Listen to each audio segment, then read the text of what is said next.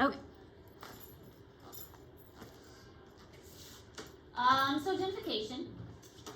So we are going to really hit the identification a lot harder now that it's spring, things are starting to green up, there's animals coming in. We have been working on this a little bit more, but we are going to really get into it now. We've been going outside as often as we can, but we're going to do this a bit more. And of course, as I mentioned, there's going to be that field test, but you're going to be able to use your field guide on it for that test. This will be kind of our culminating final. There will be a test over this unit. So we're looking at a test over this unit, a fields test, and then your guys' presentation over your final. So animals leave clues behind that let us know they were there. We've been kind of identifying those as we go out. So the clues are, there's a lot of different kinds of clues. It could be print or claw marks. It could be scat, which is, also called feces. Furs, feathers, sheds. It could be a nest or holes. Dens, like that one den we found. A trail through the woods. It could be a smell, like a skunk smell. Or it could be sounds like bird or frog calls. And honestly, I'm really getting sick of his call all the time. Like, they're so loud. I am very familiar with an American toad call at this point. So there's a lot of things that they leave behind that if we know what to look for, we can figure out that there has been an animal in that area.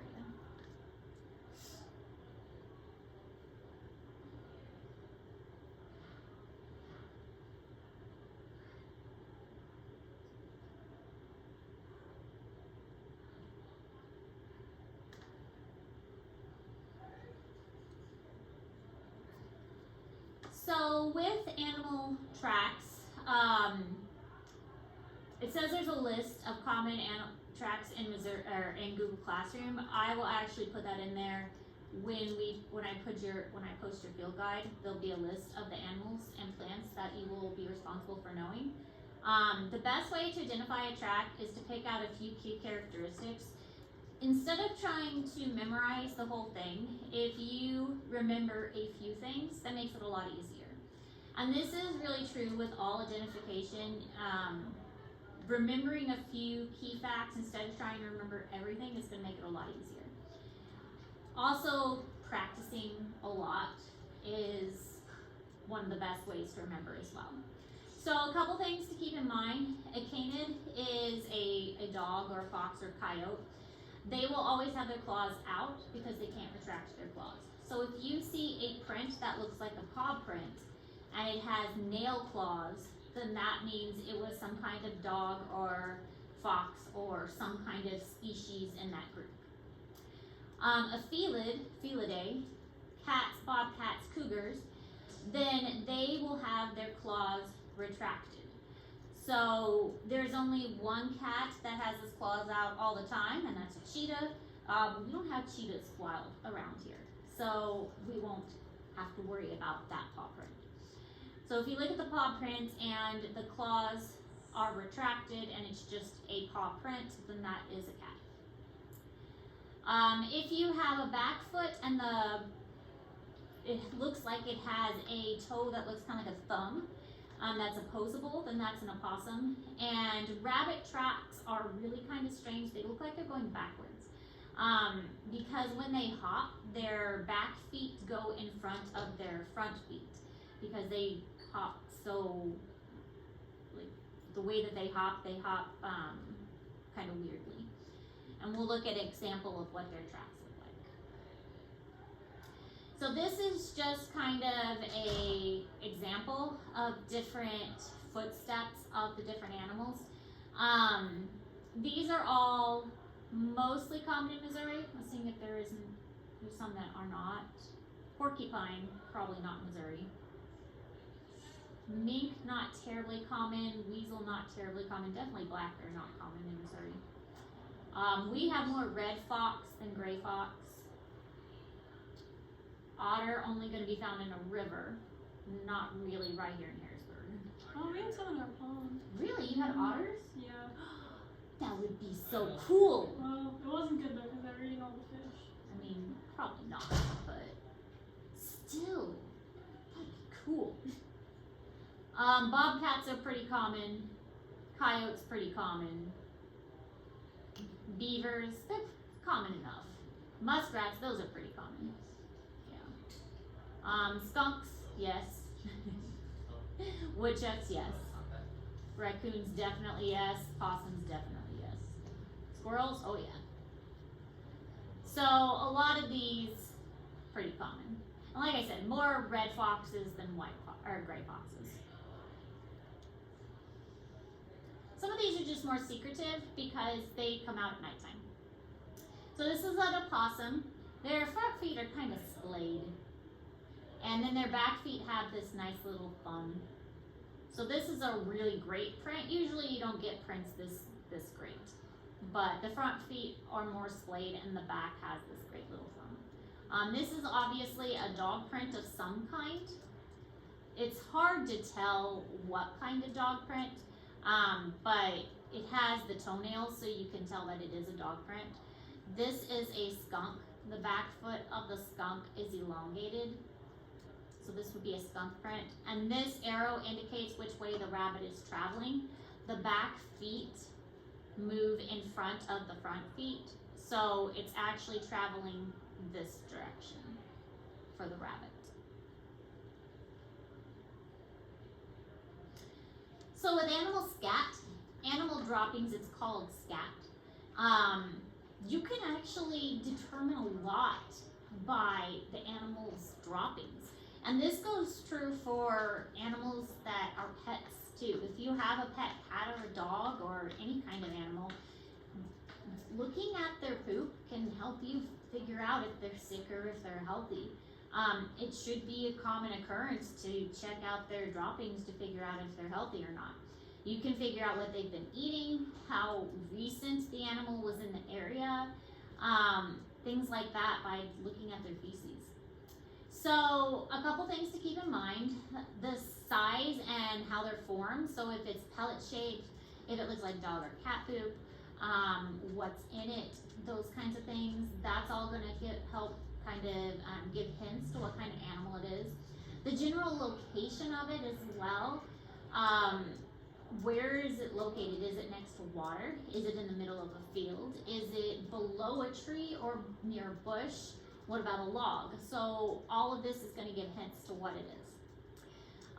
What is actually located in the scat itself? Does it have parts of a berry, like berry seeds?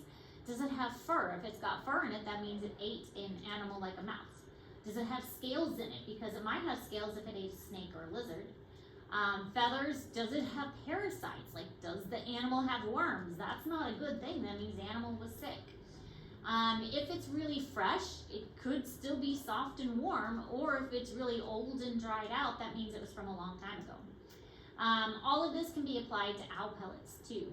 Owls are usually going to have very liquidy white droppings, but the pellets, you can dissect owl pellets to find out what's inside them. And something we used to do at the zoo was dissect the pellets to find out the food that was inside.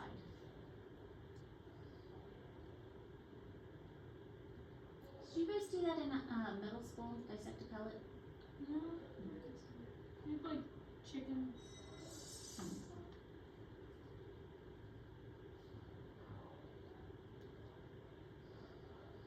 So here are some examples of different kinds of pellets of different animals. Some of it is a little easier to identify than others. So A would be a black bear, not gonna really be from around here. B is a coyote. This one is a little more common. It looks kind of like dog poop, but it's got more hair in it because coyotes are going to eat things like rabbits or mice, smaller things like that. C is a moose, so it's quite large, but it's more of that pellety shape. D is an elk, so again, larger than what we have around here. E is mule deer. We will see things like J, which is a cottontail. Those are really common because we have so many rabbits around here, and most of the rabbits are cottontails, so you're going to see this kind of like pellety round droppings. Chipmunk, pika, those are, well, you're not gonna see pika. Pikas aren't from around here. We don't really have chipmunks that often either. Which is the squirrel. You might see some of those, but you don't see them that often. Here's some more examples, just different examples of scat that may be found around. The pellety ones are more likely going to be from animals that eat grasses, so your herbivores, and then the elongated ones, those are more likely going to be from your carnivores.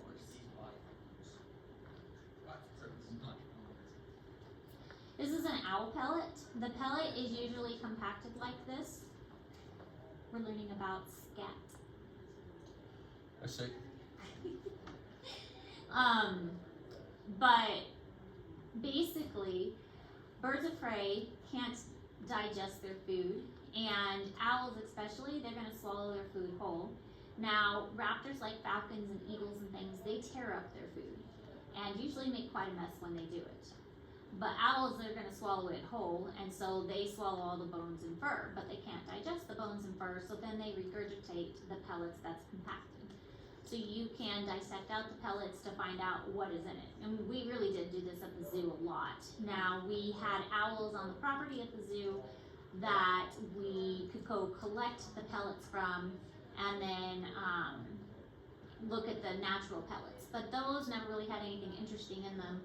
So you could order pellets and actually get them online. And those pellets usually did have more interesting stuff in it. So these are like the leg bones and the hips. Obviously this is a skull with jawbone. This is a backbone like a vertebrae. These are also more vertebrae. This is a rib here. And this one looks like a leg bone.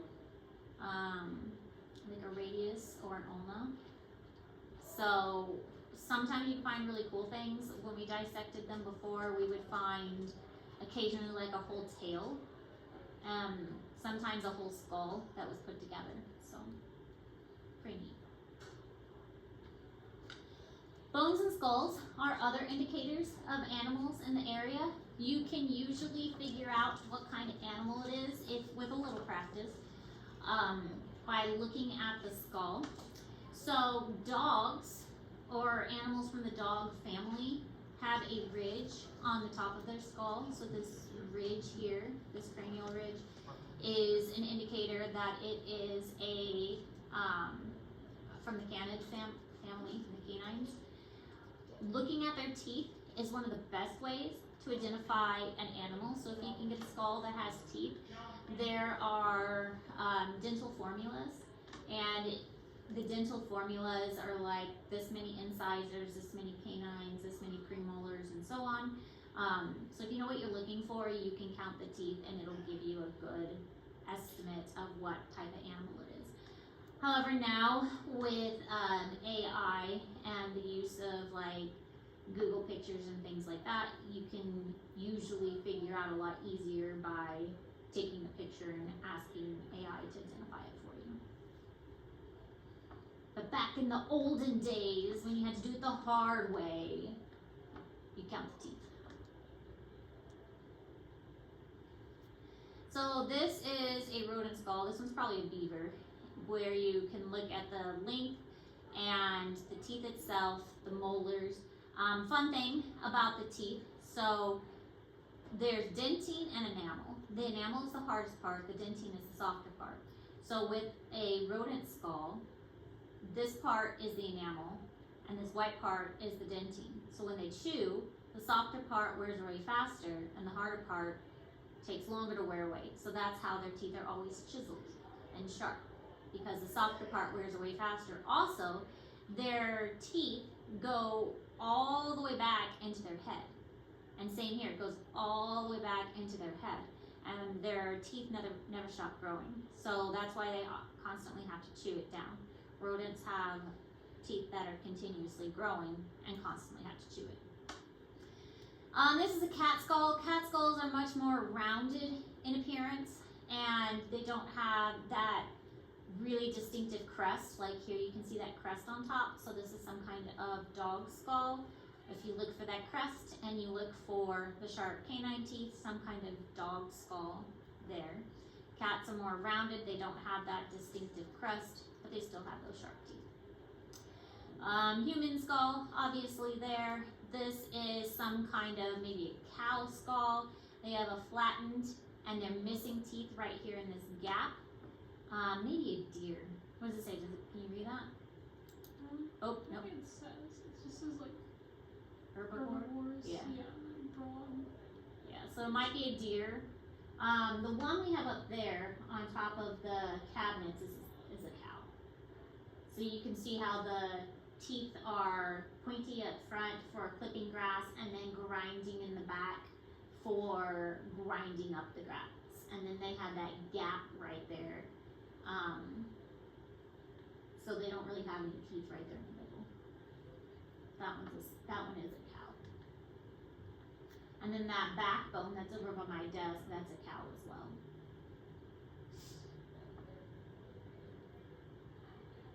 Alright, then we have the noises that they make.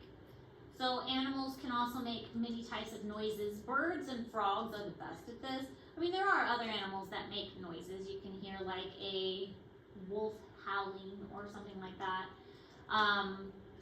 As I mentioned, the frog call been driving me insane. I'll play it for you because it has been, and even during the day, they have been making this noise non-stop. They're so annoying. I recorded it. Let me find it. It has been so much. This is what an American toad sounds like. Non-stop at my house. This is all I hear now. I mean, it's not bad, but I mean, a break would be nice. They're just so loud. Constantly.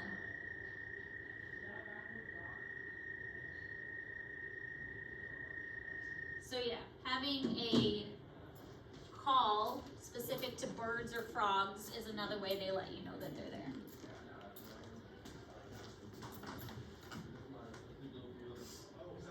And little frog army. Season. Technically toad army. That's what I mean.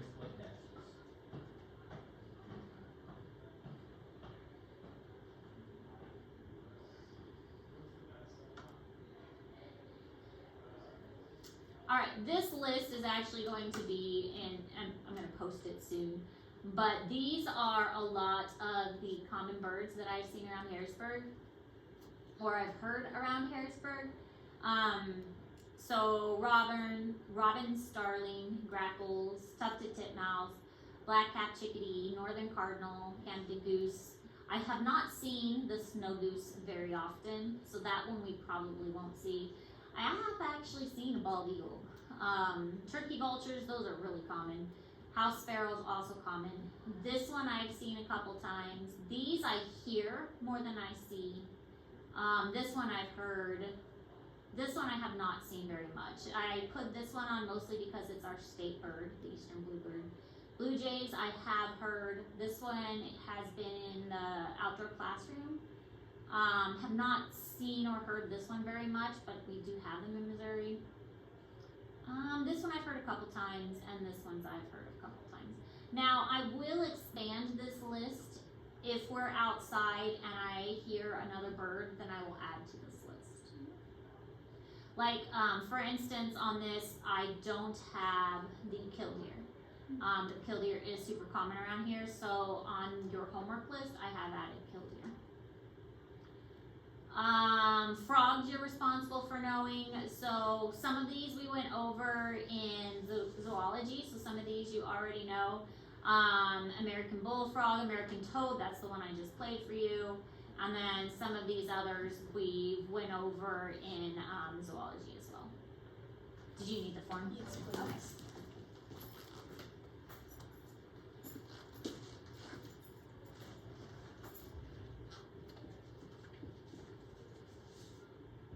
No, that's good. Oh, that's the right one. That's so many folders. just need it back as soon as you can. But definitely before next Wednesday. Thank you.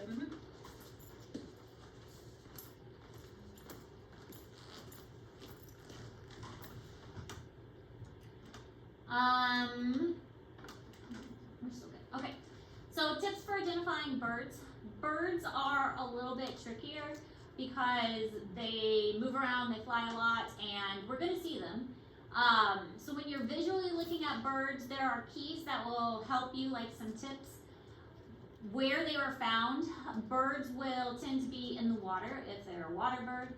What were they eating? Were they eating near the water? Were they eating in a tree? Were they eating berries? Was it eating a mouse? That's a good giveaway, because if it's eating a mouse, then it's probably a hawk. Was it found at nighttime? Then it was probably an owl. So a lot of those kinds of hints. What kind of shape did it have? What kind of beak did it have? What about its feet? What did that look like? And also, what color is it? That's a big hint as well. If it was really colorful, it was probably a male of a certain species. Obviously, we know a bright red bird is a cardinal. A bright blue bird is probably going to be a blue jay, even though it could be an eastern bluebird. Most of the time, the bluebirds around here are blue jays. So there's a lot of hints that birds give us to help us identify them.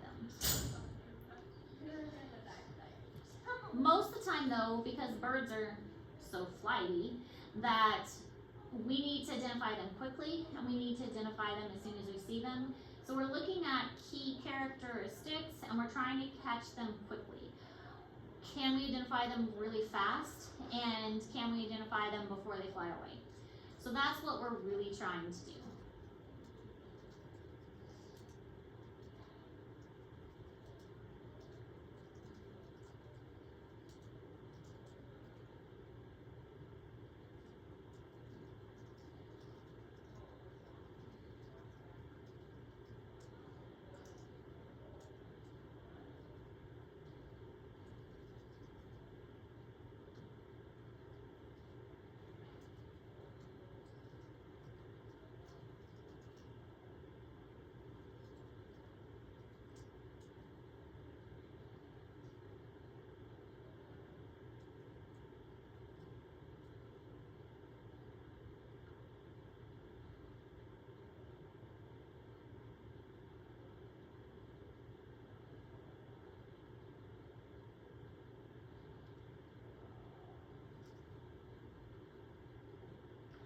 So here are some tips about identifying birds, and just some different examples about it. It really takes a lot of practice. A lot of people just really enjoy bird watching because they're so pretty. There are other people who have what's called a life list, and they will keep a list of all the birds in Missouri, and then when they see, oh, I've seen this one, they'll check it off with their life list. And they'll just keep this ongoing list of these birds. And then as they find them, they'll try and get all of the birds in Missouri. And then if they found all the birds in Missouri, then they'll expand to other states, and they'll just kind of keep this ongoing list of them. Luring the birds' silhouettes is another good way to identify them, because sometimes that's all you get to see. But even the silhouette is different. So for instance, the kingfisher has a very distinctive beak, and it kind of sits low on a branch. Nuthatches are one of the few that can actually walk down a tree trunk. So if it's walking down, that's a nuthatch. Owls have the very distinctive kind of like ears. Shorebirds have the longer legs and the longer beaks. So each one has something distinctive about it that helps you kind of identify it. And this picture is really kind of just like a good practice if you're looking at it from a distance, because I mean, honestly, you're not always going to be able to see the color, and sometimes you're just going to be able to catch a glimpse. And with practice, you can identify them at a distance just based on their appearance at a distance. I really love a crow or a raven as a pet. They're so intelligent, and they can talk too. I think that'd be my next bird if I got a bird, if I could get a crow or a raven to like me. So here are some that are really common in Missouri, and the grackle is a really common one, and the starling are a common one. These two are confused a lot, And they look really different in the picture, but when you're looking at them outside, they're surprisingly similar. Really the best way to identify these is the grackle has a black beak and the starling has a yellow beak. So if you're looking at them very quickly, that's the best way to tell them apart, is the grackle has a black beak and the starling has a white beak. And it's usually starlings that are in those huge groups of birds. The ones that are, my kids call them the bird army, where there are huge, massive flocks. It's usually the starlings. House sparrows, those are super common all over the place. And red-winged blackbirds, we do have some of those around here. Their call is conclerie, and that last part's conclerie, and it kind of warbles at the end. Robins, really common. Mourning doves, those you hear more than see. These guys are pretty common. They go, Peter, Peter, Peter, Peter, Peter, Peter. And so you hear them a lot as well. So again, these two, they get mixed up, but if you look at the beak color, starlings have the yellow beak, grackles have the black beak, house sparrow all over the place, and robins also all over the place.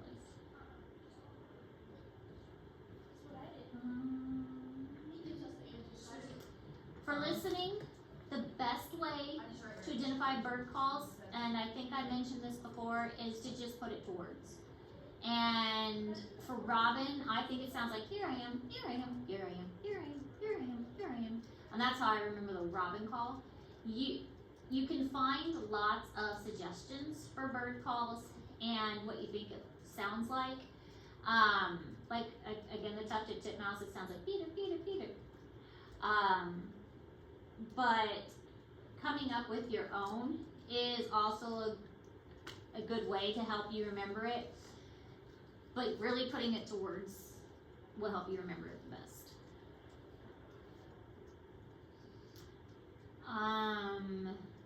There's the barred owl. We have a barred owl that lives in our backyard. He goes, hoo hoo hoo hoo, who cooks for you? Who cooks for you? Zozo has started picking up that noise because it's kind of outside his window and he hears it a lot.